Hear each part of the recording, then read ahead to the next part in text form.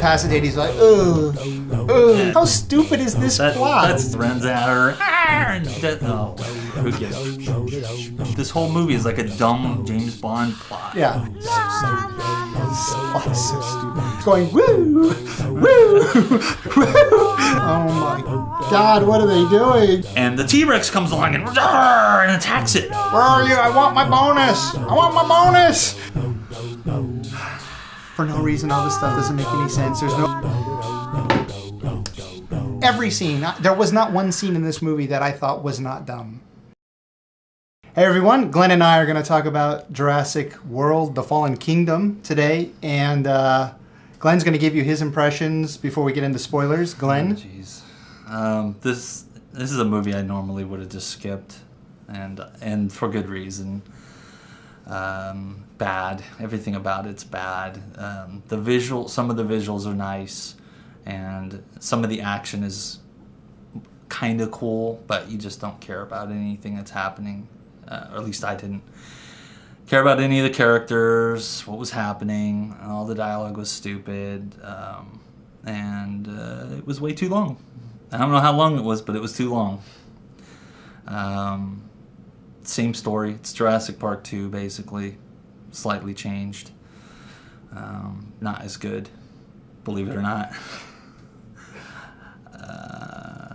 Yeah, and I don't know what to say outside of spoilers. We got all kinds of spoilery talk for this, but I would not bother. I wouldn't waste your money. Go see The Incredibles 2. That was not great either, but it was better than this. So, I have to agree with Glenn, unfortunately. You know, the idea... Jurassic Park, I mean, it holds a special place in, I think, all of our hearts. Mainly, for me, I'll just tell you my story quickly. I was in the military. I did 6 years in the military. And, you know, military life is really hard. And at the time, I was in Idaho Falls. And we lived in Idaho Falls, and we worked at a nuclear power plant because I eventually went to work on a nuclear-powered aircraft carrier for 4 years. But previous to that, they had to train us on a real nuclear plant. Right. And this nuclear plant was a 45-minute bus ride from the city, and that's with no traffic. And they created dinosaurs there. Right. And that's why it was so amazing for me. Right. But no, so, you know, I had to do this 45-minute bus ride, work a 12-hour day, and then a 45-minute bus ride back. Brutal. And, you know, that went on for, what was it, almost a year, like 10 months or something like that. And it was really brutal. So life was hard, and Idaho was hard. I was there during, different seasons, but the winter was really rough for me just because I'm not used to the snow. So that was rough. But mainly because I had no time, no free time, and working hard all the time. You know, military, expectations, both learning on the job and working on the job. And I don't remember any of the movies that I saw during those 10 months. And I know I did see movies, but except for the one, and that was Jurassic Park. Mm-hmm. And it was just an amazing film. And, you know, despite a few flaws that it has, it still had the magic. And Spielberg seems to be able to bring some magic to the films.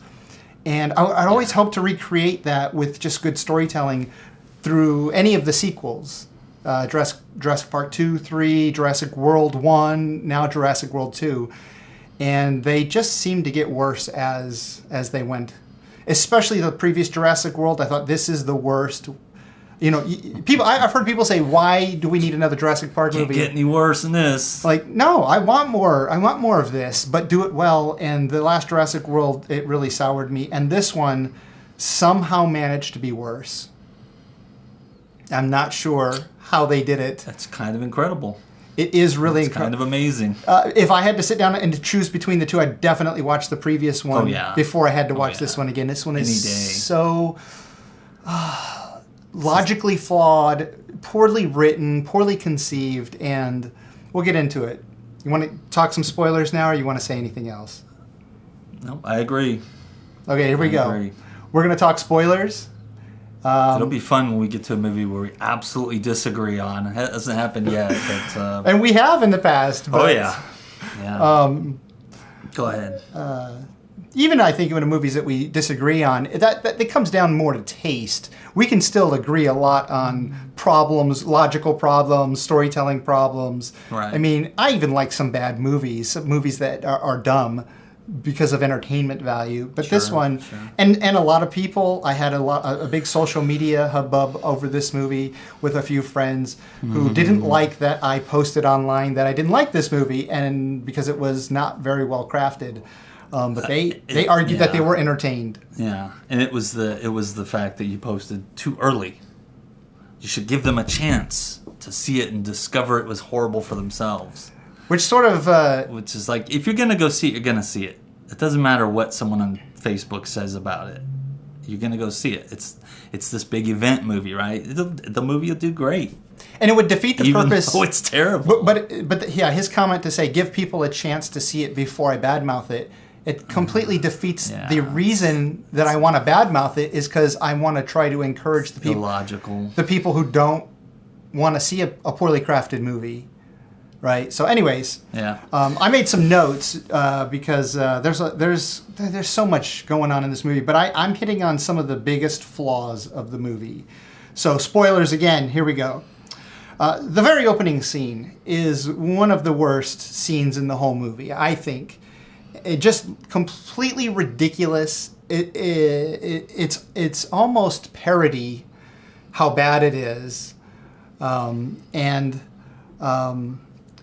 But there's things happening.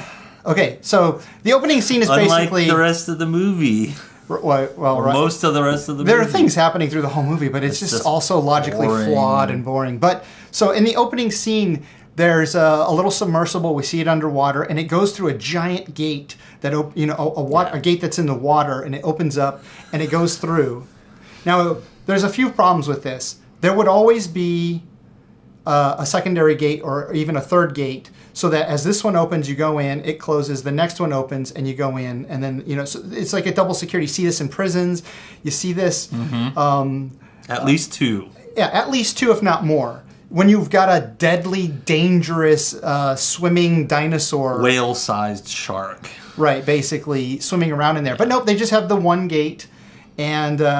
they open it not just for the little submersible to go through and just, leave it cracked, because that's all they need to do for the submersible to get through. They just open it all the way so that...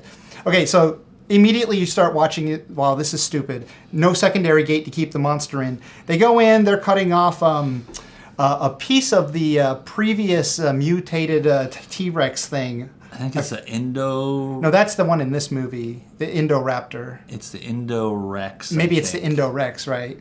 But whatever, that big thing that they created that died, that you couldn't spot on thermal, and was very stealthy and super smart. It was very silly and poorly conceived, but bulletproof. That's in another review if you want to go back and talk about the previous movie. So it's in there. It saws off a piece of the bone, and then cut to... There's this giant creature in silhouette behind it. It attaches the bone to a thing and sends it up in one of those inflatable things. Right. So that the submersible doesn't have the bone. Right. When the inevitable happens. Right, of course. Because, there's no way the submersible's getting out of there. But the plot, point there is they need that bone. They do need that bone. So they send it up. So, of course, it has to go up. Yeah. I mean, there's so many different technologies that they can use to detect. I mean, whether that monster's still there, right? But they don't do that. Just drop a sonar buoy. Sonar buoy. Yep. I mean, there's a giant thing there. Yeah. If it doesn't ever surface, which it would, it's not a fish. Right. It's basically an aquatic lizard. It doesn't make any sense either that from the previous movie. The entire... and this all takes place at night for some reason. At night, yeah. For mood. Just so it could be darker and scarier, mood. Right. But the entire island's evacuated and nobody monitors anything on the island, that this creature is still alive, that anything is still alive, that... Okay, because they basically... They say a few times that nothing could still be alive, right, after all this time or something. But... So of course it's there. Of course it eats the little submersible or whatever it does. We don't really know because it's just it just appears behind it. Its mouth opens and we cut away. We cut away to another one of the most ridiculous scenes is the guy, I guess, who was operating the gate or something, is at a little electrical panel, and he's even got a headset on. So that he can communicate with somebody. I'm not quite sure who he was communicating with, maybe the submersible, and he loses communication with the submersible. And there's a helicopter nearby, and there's a bunch of guys in a helicopter who are yelling to the guy at the electrical panel, "Get away, come, come, come." Of course, it's raining, it's windy, so you're not going to be able to hear them. And there's a helicopter with the running. So there's no way you're going to be able to hear them yelling at you, but they have communications on their head. I don't remember what happened there. Why but they don't use the communication. Yeah, just use the communication to tell him, there's something behind you in the bushes, run to the helicopter now. No, they're trying to yell at him over the helicopter, over the sound of the rain and the whatever. There's this conceit in the Jurassic Park movies, all of them, even the first one, is that you don't want to shoot bullets at a dinosaur because reasons. Right, because the bullets won't hurt the dinosaur or something. So the guy's there basically by himself. Right. Instead of having 10 guys around him with heavy rifles or something that can kill a dinosaur. There are things, elephant guns, something, rocket launchers, I don't know. The guy should have been protected by a big group of people. And he's just kind of there by himself, and there's some other dudes, and they run away and leave him. Yeah, definitely should have had security. It's ridiculous that they don't set up a perimeter with cameras and monitoring devices and everything you could think of, right? Because so the whole scene is ill-conceived. It's just the first scene we're on, folks. Yeah, and this scene gets worse. So the dinosaur comes out, and I mean, it's right there. It's 20 feet maybe away as it comes out of the jungle. But somehow he manages to run away from it. And they throw out a little rope ladder as the helicopter's leaving. He jumps on it. He outruns the T-Rex or whatever that thing is. And I think it was the T-Rex. I think it was the T-Rex. Yeah. And he jumps onto the ladder. Then, for some reason, the T-Rex grabs the ladder and starts yanking the helicopter around. And they're trying to cut the rope. And, I mean, that helicopter would have just crashed immediately. Eventually, the raptor rips the rope. The rope would have snapped probably first. It probably would have snapped. Knows? But it snaps at the junction where the T-Rex is biting it so that it can sort of fly away, and the guy's still dangling, and he's looking down, and he's like, "Oh, I made it, woof!" Yeah, it's that, "See ya, sucker, you've lost." And then nice try, Lauchi. Yeah. And then, of course, you know exactly what's going to happen because they did the same stupid, cheesy scene in the last movie. Just when you think you're getting away or, you're over the water, this dinosaur thing that's in the water, this aquatic creature, jumps out of the water in the middle of the night and grabs the guy off the helicopter. Good-looking shot. But totally ridiculous. Ridiculous and dumb. I mean, it's just so ill-conceived. So this is the opening scene. Another thing with this opening scene is it just didn't seem... None of those characters are important to the story. Yeah, we don't spend 10 seconds getting to know any of them. And we never see them again. Honestly, not even 10 seconds of just like a little bit of banter.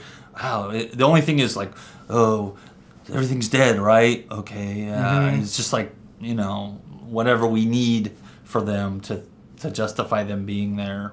How about basically completely helpless? And the scene's almost pointless because the scene doesn't really affect the rest of the movie in any real way. I mean, they got the Rex bone or whatever. But what were they going to do with it? I mean, maybe clone more of it? I mean, it's sort of an irrelevant scene because it never really comes up in the rest of the movie takes on this whole other plot, which I'm going to get into. But the opening scene's kind of pointless to the rest of the movie, and there's no main characters in it.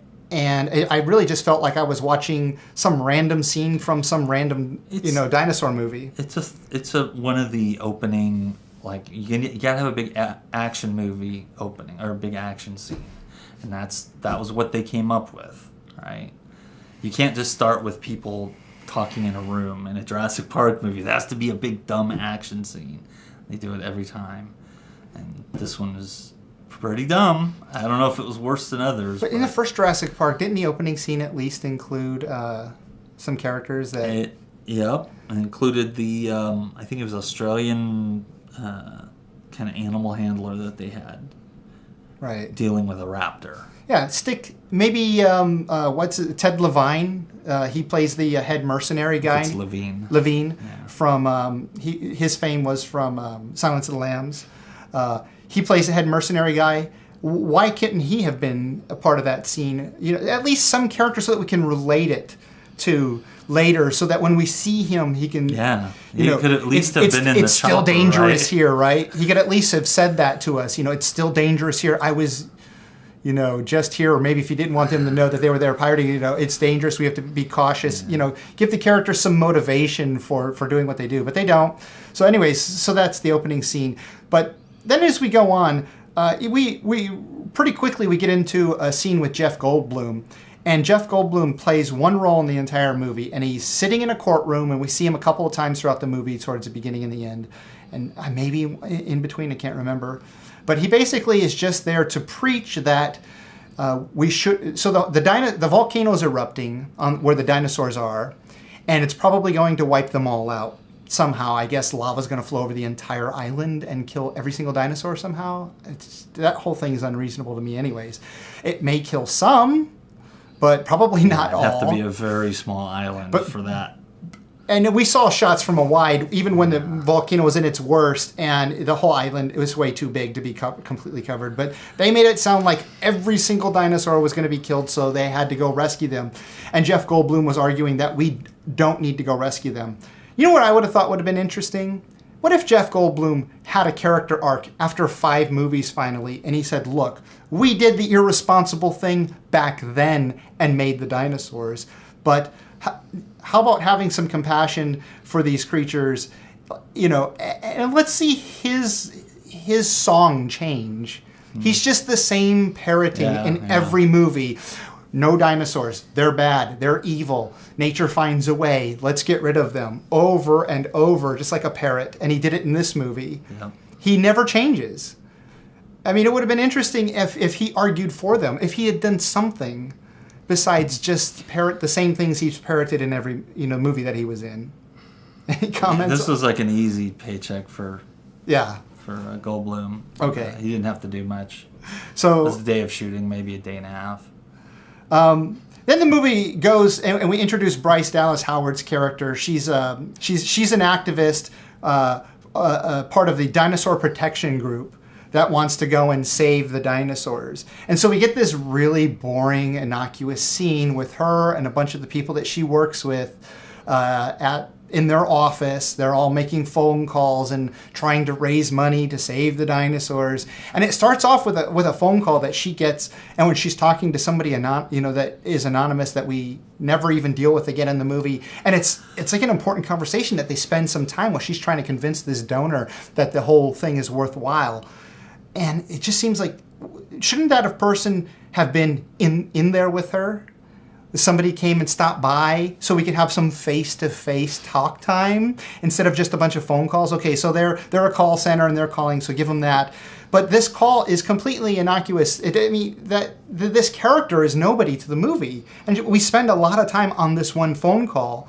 And then until the end, and then introducing a couple of really bad characters, in my opinion, from her office that end up going for some stupid reason on the adventure. Yeah, there's the paleobiologist who's never seen a dinosaur. Right. And there's a systems guy, the computer guy, right? Who can do computery things. Right. But he's afraid of everything. Yeah, he's afraid of flying. He's afraid a girly, screaming, afraid of everything. Afraid of everything. Comic relief, silly character. Yeah. Completely ridiculous that you'd bring that character along. Cardboard cutout. Right. There are plenty of special ops people in the world with computer hacking, technical knowledge. Don't get any of them. Get the Weasleiest little office guy who's afraid of everything. It's a horrible, horrible character. Yeah. And then, the scientist, the paleobiologist, was it? Yeah. You can just call her biologist. The biologist. Yeah. She goes to the island, and then she's just it seems like every other scene she was in, she was just aggressively yelling at everybody, and she was being held and stopped from like getting in people's faces because she was too aggressive about, oh, you need to do this and you need to do that because I'm the biologist. Just really annoying character. No subtlety written in that part. Just as annoying as the guy who was afraid of everything. I thought, anyways. So again, Bryce Dallas Howard, this really boring scene, and then at the very end of this scene, they introduce. Oh, there's somebody on the phone. It's Mr. Lockwood. Please hold for Mr. Lockwood. Some guy who worked with the original guy to fund the entire thing and parted ways because of reasons which we'll get into from the first movie. But so then it goes on, and basically once there's this really boring scene at the Lockwood estate where Bryce Dallas Howard comes in, and we walk through the museum, and we introduce Mr. Lockwood has this little granddaughter running around, because you always got to have a kid in these Jurassic Park movies.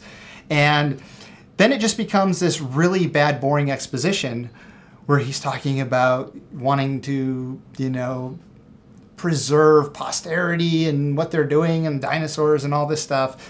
And it's just like, come on, is there anything interesting to say here? I was really bored by that scene. Anything about that scene? I'm telling you, after the stupid opening, everything got really boring for a really long time.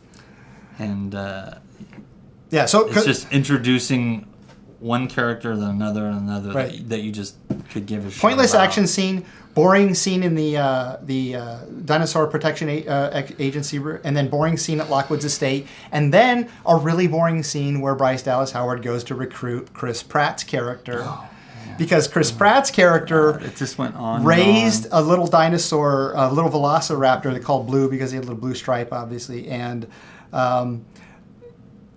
so something really interesting here is that Bryce Dallas Howard her character mentions that nobody can get close to Blue, even though they all have trackers, so you know exactly where they are. You can't set up traps and kind of lure animals into traps. I mean, whatever. So for whatever reason... Yeah, so the idea is the volcano's erupting. They got to save the dinosaurs on the island, take them to this other very nice island where they're going to live, supposedly. But Blue's the last velociraptor. And I guess they're already grabbing dinosaurs, there's that one very special dinosaur.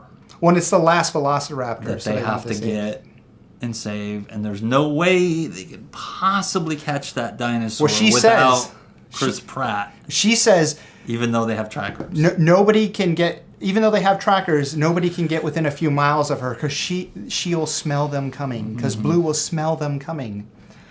Okay, I can totally buy that because animals have a great sense of smell.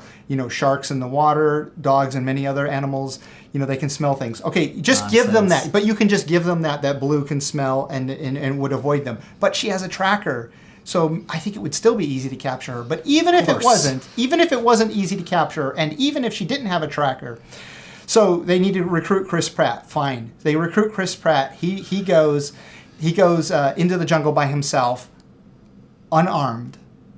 By himself in the jungle, unarmed. There's a bunch of dangerous dinosaurs everywhere, running around the jungle, and he goes into the jungle by himself, unarmed. Was he by himself? I thought he had a bunch of guys with him. Well, the cheat is that he's by himself. We saw him walking by himself at first because, of course, Blue wouldn't let anybody get within miles of her. That was a line said by Bryce Dallas Howard. He finds Blue, and just when, Blue's a little tentative because they haven't seen each other in a while, it's all fine, right? And he goes to touch her, and she's coming up to smell him, and then suddenly a dart hits her in the neck. She turns and growls, and a whole bunch of guys just come out of the bushes about 50 feet away. But I thought Bryce Dallas... They're like already there. They're already there waiting. It's not like they're hiding behind things. They're just there. Right, they don't... And the one guy fired, he's like, oops. And he's kind of out in the open anyways when he fired that thing. And the whole thing is, Chris Pratt had to walk a long way. Were they following you? I thought Blue would smell them coming and run... It's so poorly conceived. But it gets worse than that because after they dart Blue, Chris Pratt just, pissed off that they darted Blue. Because it seemed to him, anyways, that he How thought... did he think they were going to catch the dinosaur? They were going to let him just lead it? Come on, Blue. Yeah, maybe he's going to put a leash on it and walk it out. What was his thinking behind, he's leading them? He had no leash. Maybe he didn't know they were with him either? It seemed like he didn't know. Because he got mad and turns around and tries to punch the head mercenary played by Ted Levine. Ted Levine. And he tries to punch him. Levine tries to punch him. And Ted Levine shoots him with the dart. The same dart used to put down an animal that has, 10 times the mass of him? 5 times the mass? A significant amount. 5, yeah. It's a much bigger animal. So he darts Chris Pratt's character, and Chris Pratt falls unconscious. And there's all these witnesses. You could say it was a pratfall. Yeah. Then we cut. So that was weird. I thought that was super weird that Ted Levine would dart him. When all he was going to do is punch him. I mean, he's a military guy. He could deal with it. He's got guys that could grab Chris Pratt and restrain him. He darts him. Everything about it makes no sense. It makes no sense. What Chris Pratt was doing, what the military guys, how they got there. But it gets what are we looking at? Is this meant to be any kind of reality? No, I don't think it was. It's supposed to mesh with any kind of reality. Okay, there's dinosaurs. I got it. But we're not watching a cartoon here. Right. And even cartoons make sense. Right. So, but it got worse than that, because after being darted, we cut away to a scene basically where the military are driving away in a bunch of vehicles, and they've got the Blue. Somehow they transported her out. I guess a bunch of the guys carried her out of the forest, whatever. They don't explain a lot of stuff. But they're driving away, and then it cuts strangely back into the jungle, and Chris Pratt's laying on the ground by himself. And I think I almost slapped my forehead in the theater.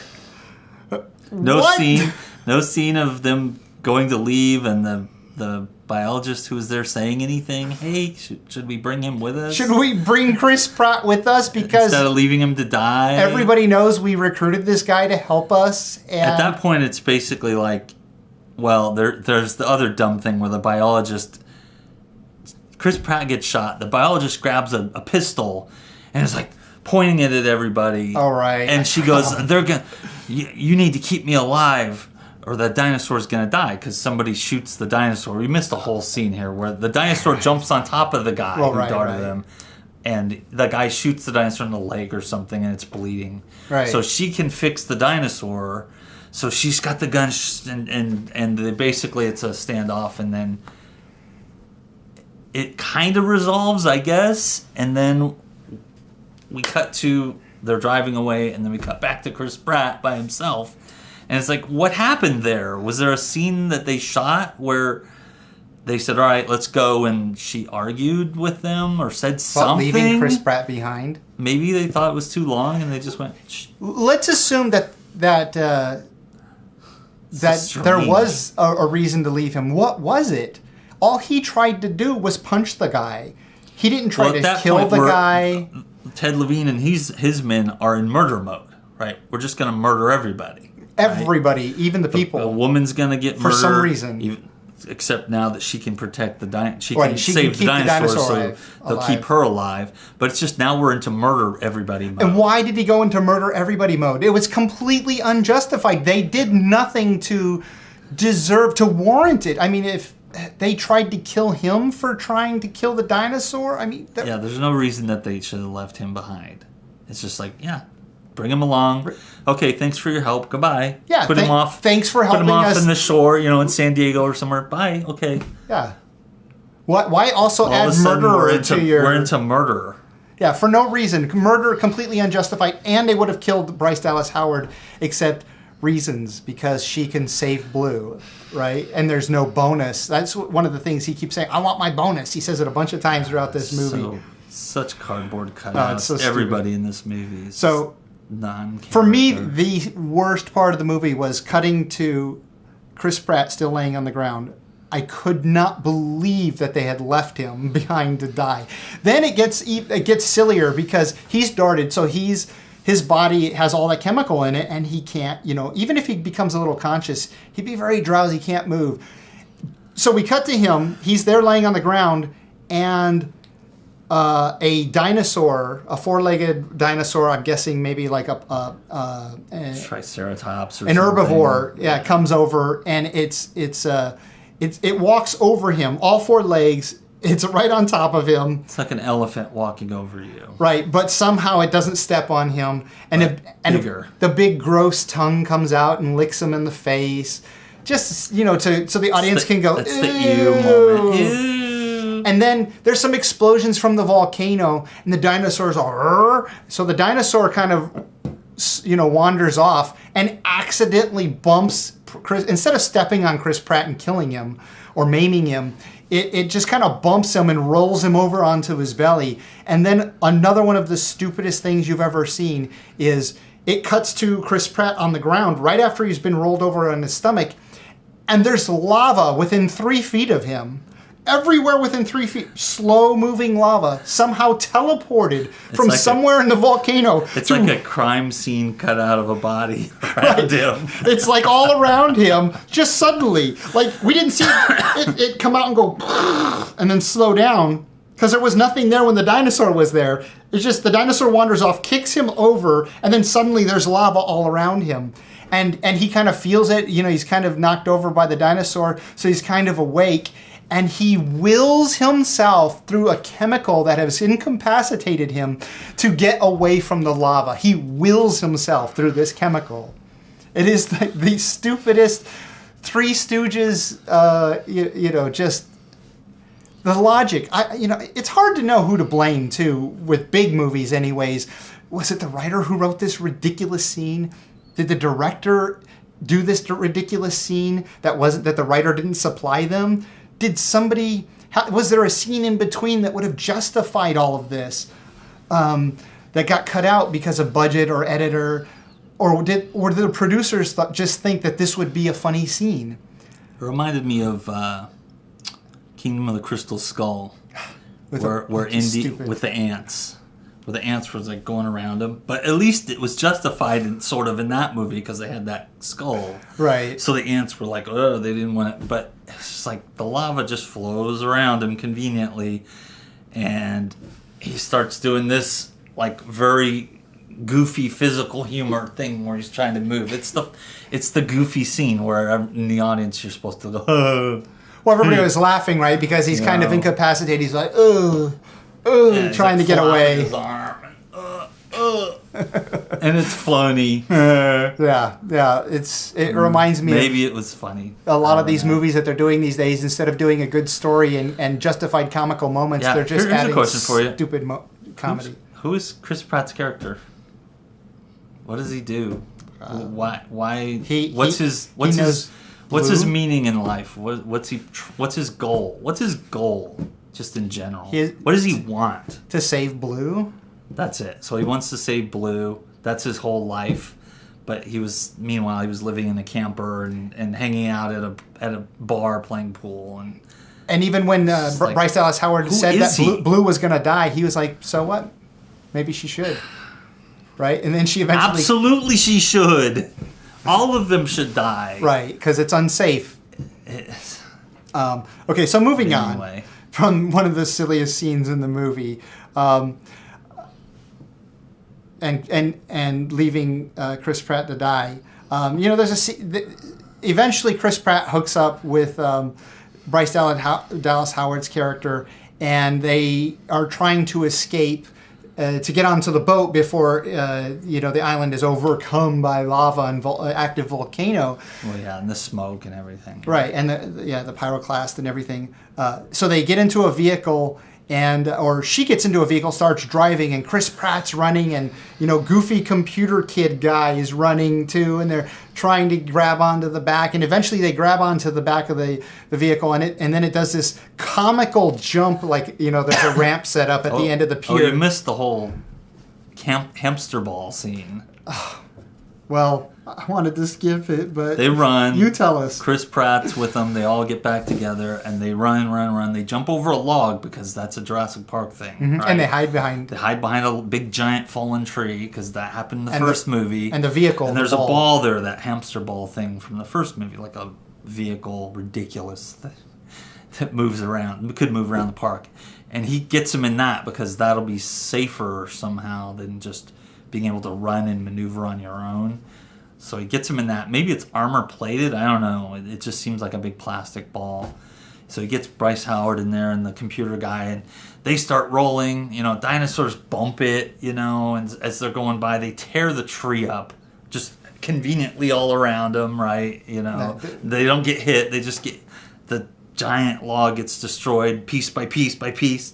And then they start rolling down the hill, and they go, and Chris Pratt's running behind them, and they That run, was the silliest scene when they shoot, and the ball's rolling, and they're inside terrified, and you see Chris Pratt running behind them. He's like, "Ooh!" And it just it doesn't even look that great, the shot, because you see the dinosaurs behind them and the smoke coming, and my gosh. Anyway, so they run. They go off. Of course, there's a cliff. They go off the cliff. Chris Pratt goes. The hamster ball goes, starts to sink. There's a big underwater thing where he's trying to get them out, and the dinosaurs are hitting the water and sinking. Kind of some cool looking visuals. Visually, it looks cool. And an interesting action scene. Well, and then he has to get them out of the ball. That's like, for me, that's kind of like the best kind of action moment in the movie. It's a kind of interesting moment. It's ridiculous as it is with the hamster ball and everything. Yeah, it's filling up with water, and there's not enough air, and he has a gun and shoots it underwater, and somehow that works. And boom, boom, and shoots all holes, and water starts coming in, and finally they get out, and then they're fine. And then they jump a vehicle off the dock into the back of the boat. They basically go, we've got to get out of here. The place is going. They head for where these giant boats are, where they're loading all these dinosaurs. They got helicopters, and they're carrying dinosaurs. They're all conscious for some reason instead of tranquilized, because this movie's stupid.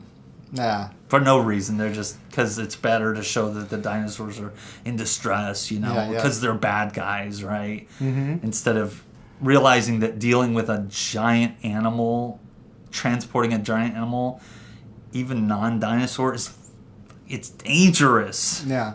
I want to point out too. So what's going on? The whole plot of this movie is based on trying to move the dinosaurs, and the subplot is that they're actually trying to capture them to bring them to the mainland to auction them off to the highest bidder. Where it gets really dumb. Oh, it gets so. You think it was dumb plot, at this point? Yeah. So the plot gets dumber because. Oh my God. This operation to save dinosaurs, to capture them, to track them, to capture them, to transport them, and then to display them, this has got to be an expensive operation. $100 million, maybe more than that. Who knows? And then there's also the genetic testing that they're doing to create the Indo raptor that also gets auctioned off later on. But they're auctioning all these dinosaurs off for a few $1,000,000 a piece. And if you look at the total that they're getting, it's a little over 100 million, definitely less than 200 million. And I kept thinking to myself, this whole operation had to have cost at least that much, if not more. So you're not even making any money off this auction. How stupid is this plot? That's just an oversight, where they should have kicked the prices up. But yeah, that was dumb. It should have been 3 or 4 times. But let's talk about that. So they're auctioning them off to really wealthy people so that they can be big game hunters and put them on their own private islands and hunt them, or because they're going to use them as some kind of,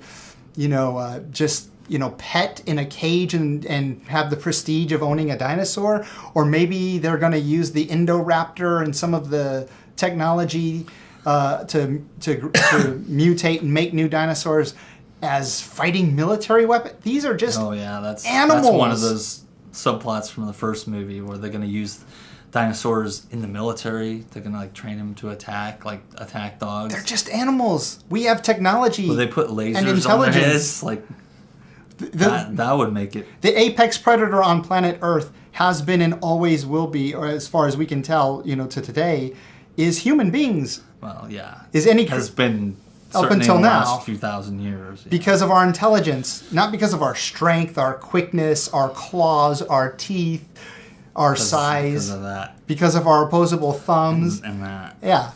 And so you can send dinosaurs after military, in a military operation, and they're just going to get gunned down. But whatever. No. They're all bulletproof, remember? Apparently, some of them can fly. A heavy repeating 50 caliber machine gun's not going to hurt a dinosaur when it can shoot through concrete, right? They'll armor them up. Yeah. They'll put a bunch of body armor on. But they could poke it with a needle to draw its blood when they need it, right? Now you're just nitpicking. Yeah, okay. So this brings me to the silly blood transfusion scene where Blue... Yeah, that happened on the ship. Right, so once they're on the ship, they're hiding amongst the ship and they Blue is injured and still bleeding out. After however long I know, because she couldn't apply pressure and a bandage. It's either a really bad wound and she's going to bleed out quickly, or it's not that serious, which it seems like it wasn't that serious. Right. And you could just, apply pressure or do some kind of basic wound treatment, and it would be able to hold on. Right, to stop the bleeding. He'd be fine. And he'd be fine, because she was right there when it happened. It's a pistol bullet in its leg. It's not like you said, like a 50 caliber machine gun round through its chest. Why is it bleeding to death? Oh, whatever. Who gives a shit? But and medical attention was immediate because she was there.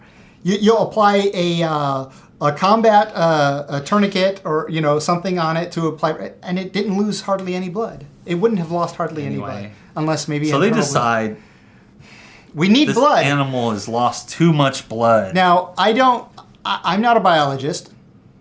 Just in case you didn't know. I am. Glen is. So I'll ask him. Glen, humans have more than one blood type, don't we? No, it's all just one. Oh, we only have one? And, okay, so I could get blood from anybody if I needed blood. It's worse than that. You can have monkey blood I know. put in you because, it's more or less the same thing. So this movie's saying you could get blood from... You could get blood from a chimp and put it in a person. Interspecies blood transfusion. I don't know.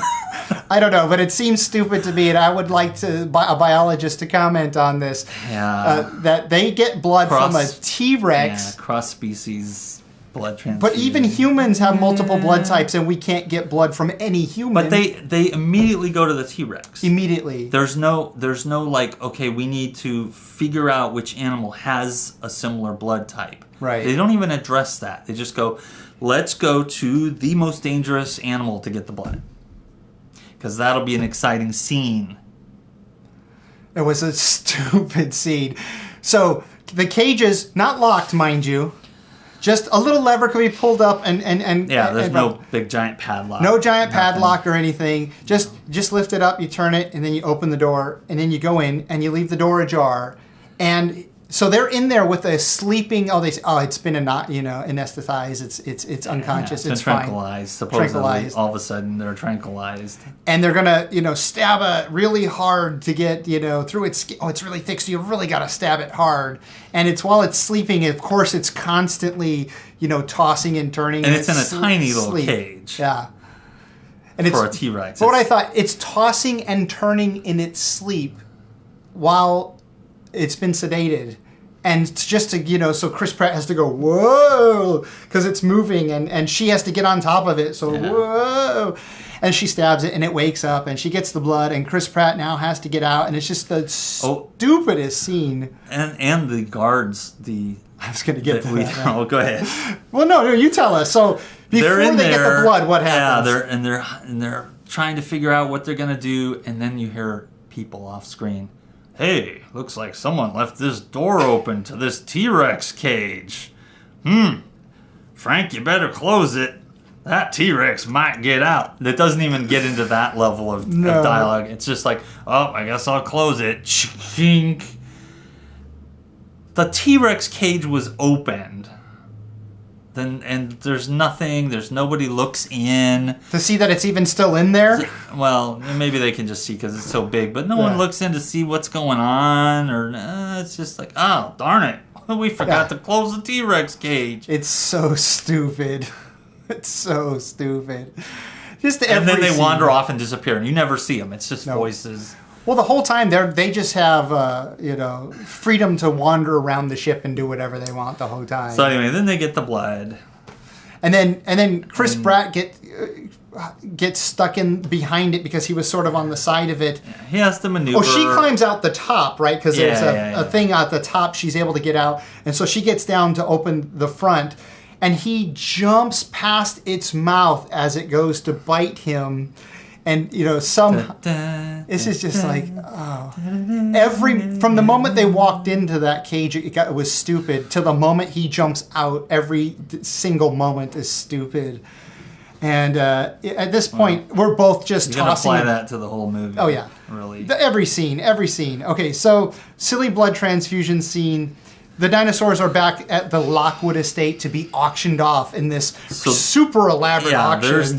There's this like Bond mega villain mansion that they go to. That somehow Lockwood didn't know anything about. That has been set up. Oh, he knew. They mentioned very specifically that the first dinosaurs that were ever cloned were cloned there in the basement. Right. There was a whole sub-level. Instead of like some facility, some lab somewhere, they did it under the guy's house. No, but he didn't know about the auction plot. Right. He knew that, he had that facility down there. Cells for dinosaurs, supposedly, although they're not made very well. They're made so that dinosaurs might be able to escape, maybe, Well, yeah, dinosaurs have to have a chance to escape. So walls. You have your dinosaur monster running around movie, right? But this is like a massive multi-level facility, right. And just happens to have a dumbwaiter that goes to every level that the little girl including the monster level. That the little girl can get in and investigate and find clues. Which is a callback to Scooby-Doo the first movie, right? They had the dumbwaiter. Right. There's the scene where she's trying to close it, and the charge. I think it was the charging dinosaur that headbutted things runs at her, and she closes it, and it's fine. Instead of the whole wall being destroyed, the thing rams into it. It's like, it's okay, because you know what? It's not there. It's just CGI.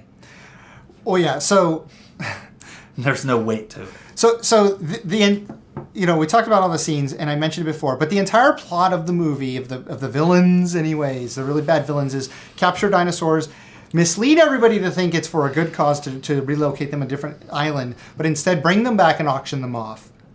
So stupid. This plot is so stupid. It's like a Bond villain. It's the worst, dumbest Bond plot. It is. Seriously, this is like this whole movie is like a dumb James Bond plot. Yeah. Right, and because you see guys, just like in a Bond movie. Chris Pratt is James Bond, trying to stop him and going into this facility, and there's guards. Of course, there's not that many guards guarding all these dinosaurs. There's like a handful of guys. Mm-hmm. One guy with the shocker that pisses off the Indorex or Indoraptor. Speaking of the shockers, they constantly are shocking the dinosaurs while they're in their cage, doing nothing, not being disruptive or...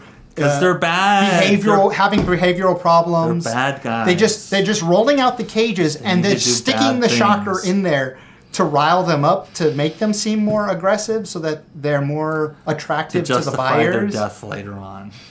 That's what those justify are for. their death later on because they got shocked. But yeah, no, the guys who were doing the shocking, right, we justify their deaths because they're evil. Yep, they're evil, shocking the dinosaurs. So yeah, elaborate scene where we see all these expensive cars pulling up and guys in fancy suits like a Bond villain movie. And they're in this, like, it's almost like a runway model show, like all, fine clothes sitting on either side of this runway that they... Oh, let's mention also, this is in Northern California, I believe in or around the area of the Redwoods. Yeah. Northern California. Because redwoods are just like Planet of the Apes. Oh, yeah. No, this movie is turning very much into a Planet of the Apes movie. Remember that. I think I read something that said... I think Rise of the Planet of the Apes or Dawn of the Planet... Whatever. The first one with Mark Wahlberg. Well, all of them, really. They all take place in California. One of the filmmakers involved with this said that he always wanted to do the third movie. And the second is kind of like filler to get to the third. Is where basically dinosaurs are roaming all over the planet like Planet of the Apes. They're out there now. That never happened. But yeah, because you'd just be hunted down and shot. It would never happen in the Planet of the Apes movies either, by the way. But whatever. Yeah. But so. At least those were well made. Well, so let's get back to the auction, because this is where the movie ends, basically. We're at the auction. The auction is happening. They're bringing out the dinosaurs. Everybody's bidding silly numbers on the dinosaur that barely cover the costs of the whole operation. And Chris Pratt's in there. He's trying to go in to rescue everybody. And we have the silliest... who's the villain of this movie? Since, It's kind of Ted Levine. There's Ted Levine. He's the obvious kind of asshole bad guy, but then there's the other guy. Lockwood's. He's the beneficiary. Son, or I don't really know. Grandson, or but he was the beneficiary. I don't even know who that guy was because he kills Ted. Lockwood. He was sort of like the maybe supposed to be the father of the little girl. I don't think so. Well, not in reality, because we find out something about the little girl, which we haven't mentioned yet. But go ahead. Yeah, but he basically we just learned that he's. It's just like there's no like. There's no good villain. Good villain, just like a lot of movies. It's like The Incredibles. It's just some guy who wants to sell them and make money, and. But so while Chris Pratt's trying to get in there and save everybody, and do something, I'm not sure. Save Blue. What is he going to do with Blue? Save.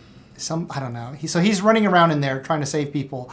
And a Stygimoloch, that I had to look it up to see how it was pronounced. It's called a Stygimoloch, and that's how it's pronounced. It's the headbutting dinosaur.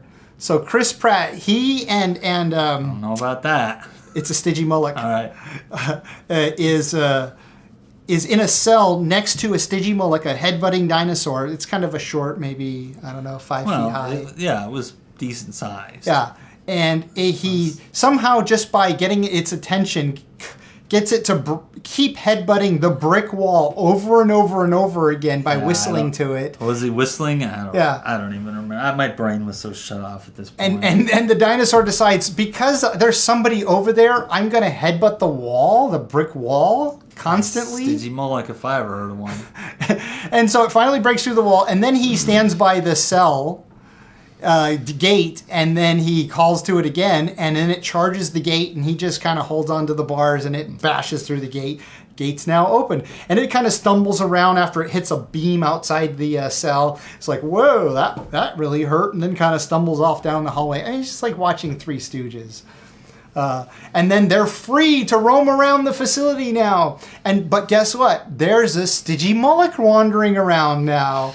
And he gets into an elevator, and he lowers the elevator to the auction room, and he's on top of the elevator waiting for the Stygimoloch to run out and start attacking everybody in the auction. And then that's what they do. Then we're at the auction, and there's a couple hundred people in there or whatever it is, and we just see random people in like tuxedos and suits going woo, woo, woo. Again, just like the Chris Pratt with the lava outline, I was like, oh my God, what are they doing? Yeah, well, instead of releasing something that's gonna like go in and just start eating everybody and scare everybody, it's just like, I'm gonna headbutt you and everybody will be fine. There's like such a bad understanding of like animal behavior. Animal behavior, physics. Maybe it's just like, well, these animals are designed to be really hostile. Mm-hmm. No, they weren't. No. They were in a theme park. Yeah. In fact, they should probably be designed to be kind of docile, mm-hmm. but whatever. They're animals. There's another scene, I'll go back for just a second, to when they're trying to escape the island, and there's a dinosaur that's sort of threatening I wanted to say Brad Pitt. Chris Pratt. And the group. And the T-Rex comes along and attacks it, and then wanders off. It's like, animals don't do that. There's a threat to benefit ratio of any animal attacking another animal. I'm hungry. I need something. I need to kill that animal to eat it. Or my cubs are in danger. I'm in danger, or my young are in danger. Fine. An animal just doesn't go and rampage. I mean, maybe because of I don't know, the volcano was going off and it was scared or something. Yeah. But what would happen is the dinosaur would go along and it would see there's a sizable threatening dinosaur. I don't remember what it was. There's Triceratops or something. And it goes and attacks it. Well, and then walks away. It was a smaller version of a T-Rex that was chasing them around Chris Pratt around the ball. And then the T-Rex comes by and grabs it, shakes it, it dies, and then just runs off. And just leaves. But it's running for its life, too. The T-Rex would see that scene and go, I'm not hungry, I'm not threatened. Yeah, it's a survival instinct right now. Same with all the activity. Every dinosaur in this movie is a horror movie monster. They attack viciously for no reason. And that's because they need the monsters for the movie. It's so stupid. Anyway. So the Stygimoloch is hitting everybody, and they're just flying around like some goofy cartoon. And then there's a scene where there's a couple of scenes, but Chris Pratt is fighting a bunch of guys with guns. And he's just kicking everybody's butt. I just wanted to point that out. He's one guy, and he turns, another guy, just completely unstoppable. So he's a superhero now. James Bond. Okay. And then once the room clears of all the auctioneers and the Stygimoloch wanders off wherever it does, and Chris Pratt and Bryce Dallas Howard wander off, the room's empty. And Ted Levine walks into the room, and he has said a couple times in the movie, he's calling out for the beneficiary to the Lockwood estate. I forget the guy's name, but he's calling him out by name, and where are you? I want my bonus. Give me my bonus. Like, he just keeps shouting, I want my bonus. I don't care how dangerous it is. Dinosaurs are free. What's going on in here? I want my bonus. Is there a suitcase full of hundreds somewhere, or a bag of gems he's gonna get handed? I mean, didn't they just do an electronic transfer? You get your bonus? Yeah. It's so stupid. But then he sees the Indoraptor in its cage, and it pretends to be asleep, or it's been darted. I can't remember. But he decides to lift the unlocked gate, go inside, and start pulling on its tooth. And then the dinosaur, he darts it, doesn't he? I think he darts it. I can't remember. Maybe he does. Because he's like, bang, he darts it, it drops. And then he darts it again. And he hits it twice. Animals in the wild, they run around for like 20 or 30 minutes before they go down completely anyways. But it's a movie, you got to speed it up. Because their heart will stop it if you give them too much to try to knock them out right away. But if you put that aside and say, he goes out right away, he goes into the cage to pull the tooth, but he can't somehow pull this one's tooth because maybe it's engineered too strongly. But the dinosaur is so... That's a character trait of that character, by the way. He takes dinosaur teeth. Collects them. But that's all we know about that guy. I know, that's the only thing That's all you need to know. That's his character. That's his character. Background is defining character trait. And he wants his bonus. And he likes you to put the lotion in the basket. That's a different movie. But then the most ridiculous thing is the Indoraptor is laying there, and as its teeth is being pulled, its eye kind of opens, and then he stops. Its eye opens, and it smiles. Yeah, it smiles. Its mouth goes up a little bit, like, yeah. And then it closes its eye again, goes back to normal. And you're like, okay. Keeps pulling on the tooth, and then it opens its eye again and smiles again. Oh, like it's completely sentient. It understands what's going on, and it's winking at the audience. It's the stupidest thing you ever seen. And people are entertained by this crap. Didn't I ask you at some point during this movie, are we watching a comedy? Because it was just so dumb all the way through. But it wasn't funny. It was. It was painful to me, not funny. So anyway, of course, what do you think happens? The dinosaur's I'm pretending to be asleep. It eats him. Him, and he's dead. Blah, blah, blah. And then who cares? Now because of this, he lets it out. That's how the whole scene was just to let it out. And the tranquilizers had no effect on it. Right, it was fine. Apparently. Just like it didn't have any effect on Chris Pratt after a few minutes. After like 5 minutes. Yeah. These are fine. It willed itself awake. But of course, as soon as he walked up to the gate and opened it, I thought, they're just doing this so it can escape. He's going to die. Duh, this is stupid. what he's doing is stupid, and of course it got free. Okay. There's this scene. Okay, so the little girl, there's this little subplot with the little girl. She shows up in this movie at this point because the Indoraptor's out there, and she hooks up with Chris Pratt, and they're showing her throughout the whole they are, movie, but which is really annoying. They keep cutting back to her because she has no real point to being in the movie. It's like the movie going, oh, don't forget. So Yeah, the girl's going to be in the girl. movie, Yeah. and she's doing just so we can have a things. kid chased by And then dinosaurs. they're on the island and running around and doing stuff, and hey, there's this little girl there. Yeah. Don't Don't forget about the little girl. Don't forget. And then we get to this scene at the end and go on. Well, so there's a subplot with the little girl that never really gets explored. It's just like a throwaway line that Mr. Lockwood had a daughter who died in a car accident, and the reason his relationship broke up, he separated ways with that original older guy from the first movie, Hammond, was because Lockwood was so heartbroken by his daughter's death that he decided to clone her, and Hammond didn't want to get involved with human cloning. So they had... I felt sad and somewhat ashamed for James Cromwell being in this movie. He just had nothing to do. He had nothing to do, and it was the first time I've seen a James Cromwell in a movie where it's just like, He's such a good actor. he's so good in everything, and it was just like, he's there. Well, a lot of these he was actors there are good. because the guy who played Hammond is no longer with us, the actor. Right. I don't remember his anyway. name. Yeah. But so Great there's a throwaway line that she's his a clone of his daughter, the little girl, not his granddaughter, because the daughter never had any children. They just kind of throw that out there, and there's like dun dun dun subplot.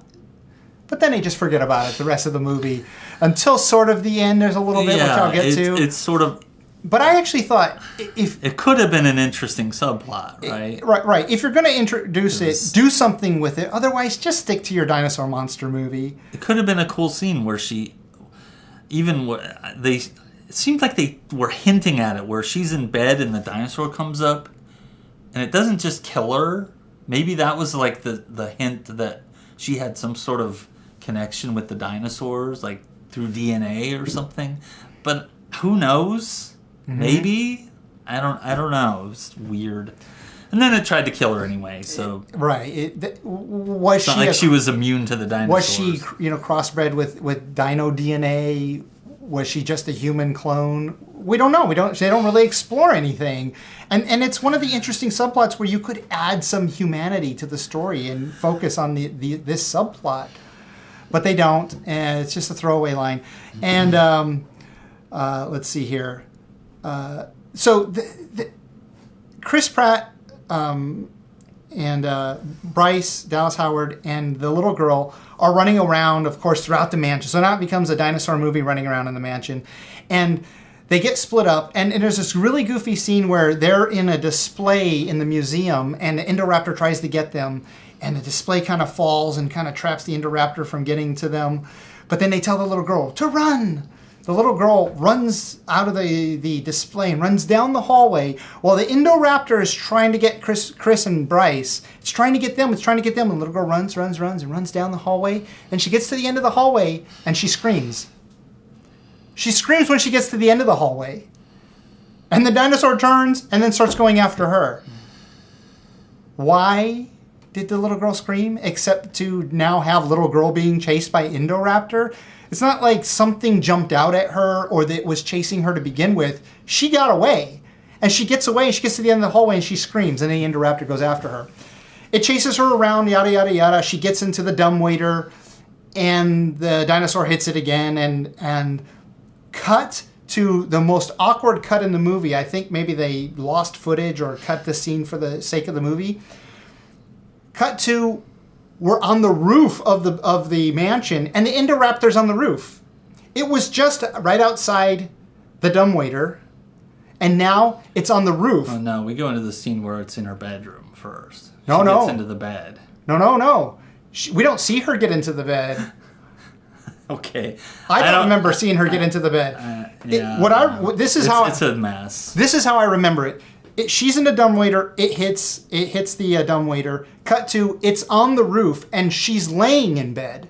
And then it reaches down because it's smart and opens the door, gets down onto the patio, and then comes into the bedroom. Chris Pratt runs into the bedroom shooting it or something, and then grabs her. And just when you think there's no hope, it's right there. They have no defense against it. It's just about to eat them. I even turned to you and said, Blue's going to show up. 1,000, 2 1,000, 3 1,000. Blue jumps in after not seeing Blue for a while. Jurassic trope, right? The dinosaur who comes in and saves them as they're about, just like the one on the island, or the T-Rex decided to kill that one for no reason. It's the same thing. So awkward transition. He's on the roof. It opens the door, goes in. Blue shows up. For no reason, all this stuff doesn't make any sense. There's no logical story pattern, not justified in the screenplay or the directing cat or the and mouse, editing. blah blah blah. Yeah. The big bad dinosaur falls onto some horns from another dinosaur. Yeah, Blue wrestles with it and it falls through the glass. Who cares? It dies. Somehow Blue doesn't die, because it lands on top of it. And then the end scene. Let's just talk real quickly about the end scene because we've been here for a little while. Mm-hmm. So. There's a cyanide gas leak in the chamber where all the dinosaurs are being kept and where all the cells are. So they open up all the cells so the dinosaurs can fight each other or something. Somehow they peacefully just kind of stand there and moan about the gas instead of, going crazy and climbing over each other and fighting and eating each other. They're just kind of like, oh, there's gas. Oh, let's just all stand here together peacefully. Bryce is going to hit the button to open the gates to let them free them out into the redwoods. But, because she's an activist and she wants to, the dinosaurs to live. But, Chris Pratt tells her, no, it's too dangerous. You can't release them into the wild, insinuating that, because they'll get loose and populate the world. The world, and people will die. And then it'll be really Jurassic World. It'll be really Jurassic World. Okay, Jeff. Okay, yeah. And then, so Bryce says, oh, you're right. I can't do it. So she has that character arc right at the end of the movie. She goes like this the whole way through the movie. And she has an arc right at the last few minutes where she decides not to release the dinosaurs, not to save the dinosaurs. At least she has a tiny little arc. No one else does. Everybody else is exactly the same. Still want your bonus if you're the bad guy. And then they turn and, oh, you're right. She turns to Chris Pratt. You're right. We shouldn't do it. We should let the dinosaurs die. And then we cut to the dinosaurs, and all of a sudden the doors start to open. And Chris and Bryce go, what? And they turn, and the little girl's got her hand on the button. And she turns, and she says, they're alive. She says, I had to. They're alive like me. Of mass murderers and are in jail for their life or on death row. She would let them go. And they're alive like me, but I still wouldn't let them go. Animals in the zoo, they're alive. That's the one place they come back to explore that cloning thing. She realizes that she was a clone, that the animals are all clones, so she's alive, and she wouldn't have been alive if she hadn't been cloned, and they wouldn't have been alive if they hadn't been cloned. So I'm going to free the dinosaurs to populate the world and kill everybody, because, of course, they all have trackers on them. And after being chased around and almost killed throughout by a dinosaur, half of the movie by dinosaurs, multiple dinosaurs, she says, "Wow, they should just go because they're alive like her." Yeah, that's the justification for the next movie. She's a dumb little kid. Nobody likes little kids. And as soon as the credits rolled, I got up and left. However, did you stay to the end of the credits? There's a post-credit scene I heard about online where a pteranodon, flying dinosaur, it's a pterosaurus, flies around the Eiffel Tower replica in Las Vegas. During the credits or the end credits. And my question about that is, why? Were they captured too? Couldn't they have just flown away from the island at any point? I mean, I don't understand we saw them. We never saw they were flying around a pterosaur. They were flying around at one point when we were on the island. They did a shot of some flying dinosaurs. when we were on the island. It was like one shot. But they never showed one in the cage. They never showed one in the cage. As far as I remember. They never showed one in the mansion. Never showed one in the mansion. Never showed one when they were pushing the button to let them out. So couldn't they have flown away before? They probably would have just flown away. I don't know. There's a shot of the big shark thing eating surfers or something too. It's like, okay, it's Planet of the dinosaurs now. Planet of the dinosaurs. That's what this is. Jurassic Planet. Okay, The Good. Real quickly. Great production value. We're getting to the good. The craftsmen in craftspeople, whatever you want to call them, are great. Special effects, stunt coordinators, production designers, set designers, makeup, costume, wonderful. Just like you'd expect for a movie with $100 million plus budget. It looked great, but the script was horrible, or at least the translation of the script. The directing, I can't even say if the directing was good because the dialogue was delivered horribly by great actors in a lot of cases. Did the director change the script, or was that the script he was given, or was his or her hand forced by the producers because they wanted to see certain things? What was going on with the storytelling? It's just ridiculously dumb in every scene. There was not one scene in this movie that I thought was not dumb. The scenes that weren't dumb were boring. There was a couple that were maybe not dumb. But just boring. But just boring and mundane. Yeah. My final word on this movie, aside from the grade I'm going to give it, is the scene. Think back to the scene where there's the beginnings of a gas leak and the Velociraptor Blue goes all right, and runs, and then there's an explosion and jumps through a window to escape from an explosion. Because the dinosaur knew there was going to be a gas explosion. So it ran and jumped out a window. That's this movie. That explains every dumb scene. That's this movie. Every scene is dumb like that. D-. F. Let's go. It had dinosaurs in it. It had a couple of nice looking shots. Oh, the shot where the brachiosaur on the dock we didn't mention.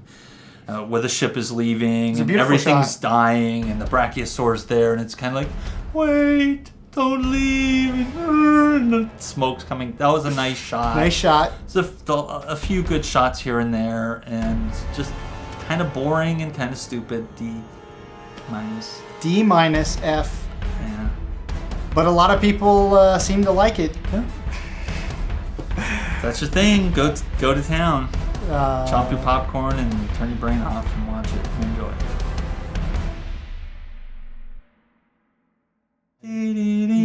Dum dum dum dum dum dum dum dum dum. Wait, don't leave.